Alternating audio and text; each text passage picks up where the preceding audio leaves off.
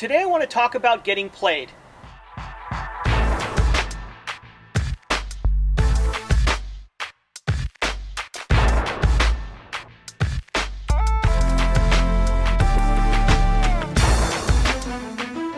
Now here comes the second one.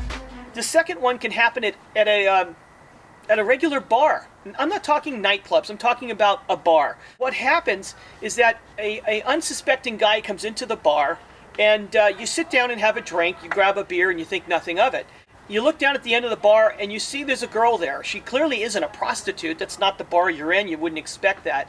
She's attractive and she's looked at you. So the signals are there, you pick up the cues and you walk over and say hello. The typical guy will say, "Can I buy you a drink?" I don't recommend that, by the way. It's a corny ass line, and chances are she's at the bar, she's already drinking. It's better to come over and introduce yourself. "Hi, I'm Mike. How are you? I'm new in the town," or "I'm visiting," or, "Are you from around here? I'm visiting," or, whatever the reason is, some little light talk. If she comes to you and says, "Well, how about you buy me a drink?" There you go. Something's going on. Why is she aggressively asking you to buy her a drink? Why did she not wait for you to ask her? There's a red light there. Not that it's always going to be this way, but pay attention to the details. There's a lot of women who will go to bars and have no intention whatsoever in buying a drink. They're going to manipulate their way into getting drunk because they know they're attractive and they know there's suckers out there that will gladly buy them a drink in exchange for a smile and potential. The potential is the potential of getting a number, the potential of getting laid. They know it, they play it, they manipulate you. Guys, it's that simple. In Walnut Creek, California, on Thursday nights, what you had is you had at the bar a row of older, more successful men in their 50s and 60s. Then you had a row after that of men in their 30s and 40s. And then on the outskirts, you had an abundant number of attractive women who came in here to take advantage of the money that was available. It was interesting because one of the bartenders actually talked to me about it, and she talked about how disgusting it is that these women just whore themselves out for drinks and attention. In this particular case, it's reciprocity and it's reciprocal, meaning that in this model, the guys are happy to throw down money in exchange for some glances, attention, and potential opportunity with a woman. This is an understanding.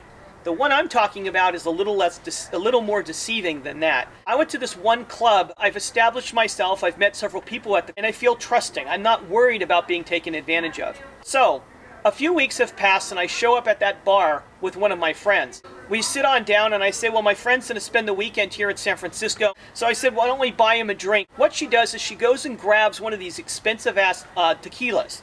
As soon as I saw it, I said, "No way, I'm not going to spend that money." So she brings out what I believe to be Patron Silver. It's not a bad drink. It's maybe going to cost me $20 a shot. Before she serves, she says, "Well, buy me a drink and my friend." So I buy a round of drinks. So her friend's sitting there, who, by the way, never bothered even saying hello or thank you. Now, this is what happens. I look down at the end of the bar, and I notice that one of the other bartenders happens to be sitting at the end of the bar. As soon as I got within ear range, she's, "Buy me a drink, buy me a drink." "Why should I buy you a drink? You work here." She says, "No, buy me a drink." She's very insistent. So what happens is I say, "Okay," and she grabs the expensive bottle again. And I said, "No, no way." And I actually walked away. What she was about to do was pour 4 drinks. One for her, one for the bartender not working, one for the bartender's friend, and one for me. Again, 4 drinks. But I got out of that one. I sat back down. Within about 5 minutes, this other bartender comes over and literally sits on my lap. "Please buy me a drink." So as she's insisting, I figured, okay, I'll buy her a drink. As I go to buy her a drink, I notice that the bartender grabs another funky bottle. She pours the drinks, they both have a shot. This girl has her shot, and she's gone as fast as the drink was. I was in this bar for 2 hours. The bartender gives me the bill. The amount, over $600. 2 beers, 2 Manhattans, 4 shots, and 2 more shots. $600. I went ahead and paid the bill. Bartender had given herself an $89 tip. Those drinks for her and her fellow bartender, $78. The 4 shots of silver Patron, when I started in the evening, $62. What happened here was I got taken advantage of. I got nickied. The girl behind the bar was working very diligently to try to get my bar tab up so she could make money for the bar and make money for herself. The other bartender was there that night. She was working. She was working the crowd. She was trying to get people to buy her drinks, so they'd charge her $78. Now, a lot of men will go in there and not realize it until after they leave that they ended up spending the money. So guys, this stuff happens. I want to cover a third example.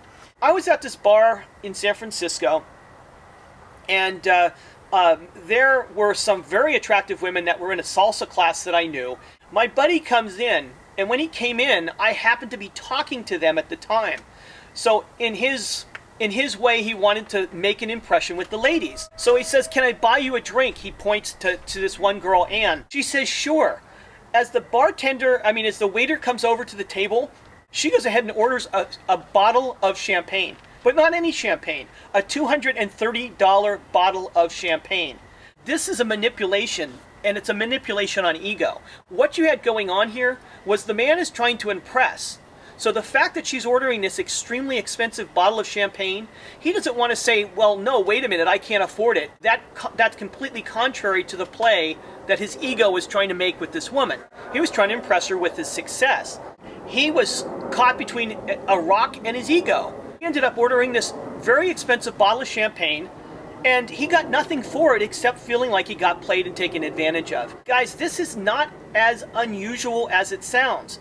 Oftentimes what men will do is they'll come in and try to play themselves off as a very successful guy. How many guys do we know own Porsches and Ferraris but drive to a rental property that they're renting? They don't even own a home, but they want to present well. They wear expensive clothes, buying from Nordstrom's and everything, to where they want to present themselves very well because they're trying to impress the women. Guys, let me help you. When you try to impress with money, you're going to find women who seek money. And if you don't have that money, you may get yourself way over your head. Bottom line, gave you 3 examples of things that can happen. I call this getting nickied. I think it's a great name. I want you guys to be aware that these things happen, and hopefully this won't happen to you. If you want to hear more of such things, go ahead and subscribe to my channel. It's called the Cafe Counselor. And also, any comments below, anything you want us to talk about, please make comments below as well. I do read the notes, and I look forward to hearing from you. This is Michael Patrick, the Cafe Counselor, and I hope this was helpful.